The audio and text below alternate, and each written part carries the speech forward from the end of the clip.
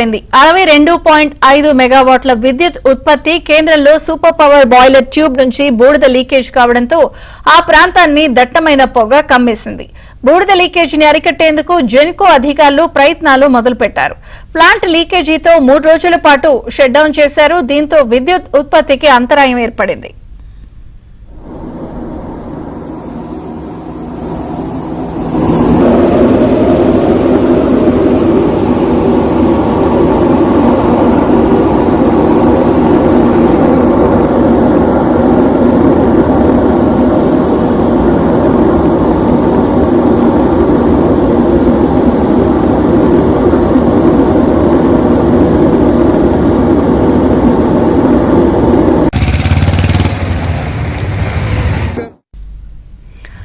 Ramagundam power plant లో leakage ఏర్పడింది. 62.5 మెగావాట్ల విద్యుత్ ఉత్పత్తి కేంద్రంలో సూపర్ పవర్ బాయిలర్ ట్యూబ్ నుంచి బూడిద లీకేజీ కావడంతో ఆ ప్రాంతాన్ని దట్టమైన పొగ కమ్మేసింది. బూడిద లీకేజీని అరికట్టేందుకు జెన్కో అధికారులు ప్రయత్నాలు మొదలుపెట్టారు.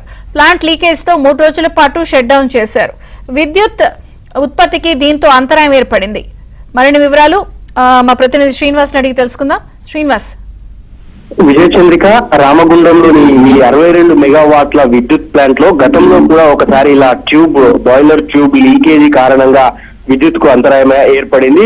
ప్రస్తుతం మరోసారి ఆ సూపర్ పవర్ బాయిలర్ లో ఈ ట్యూబ్ లీకేజీ కారణంగా అక్కడ ఉన్న పెద్ద ఎత్తున పైకి బూడిద లేవటంతో స్థానికులంతా ఒక్కసారిగా బెంబెలెత్తిపోయారు. అయితే ఈ బూడిద లీకేజీని అరికట్టడానికి జెన్కో అధికారులు ఇప్పటికే తీవ్ర ప్రయత్నాలు మొదలు పెట్టారు. ప్రస్తుతం ఎలాంటి ఇబ్బందులు జరగకుండా ఉండేందుకు 62 మెగావాట్ల విద్యుత్ ప్లాంట్ ని 3 రోజుల పాటు షట్ డౌన్ విధిస్తున్నట్లు ప్రకటించారు. విద్యుత్ ఉత్పత్తికి దీంతో తీవ్ర అంతరాయం కలుగుతోంది. అయితే చుట్టుపక్కల ఈ విద్యుత్ ఉత్పత్తికి విద్యుత్ కొరత లేకుండా ఉండటానికి ఇతర ప్రత్యామ్నాయ ఏర్పాట్లను కూడా రామగుండం జెన్కో అధికారులు ఏర్పాట్లు చేస్తున్నారు. సో మొత్తానికి అక్కడ ఈ ట్యూబ్ లీకేజీతో పెద్ద ఎత్తున ఈ బూడిద పైకి లేవటంతో ఆ ప్రాంతాన్ని అంతా కూడా దట్టమైన పొగ అలుముకుంది. దీంతో స్థానికులంతా కూడా భయాందోళనకు గురయ్యారు. సో దీన్ని మరమ్మతులు పూర్తి చేయడానికి 3 లేదా 5 రోజుల సమయం పట్టే అవకాశం అయితే కనిపిస్తోంది. విజయ చంద్రిక.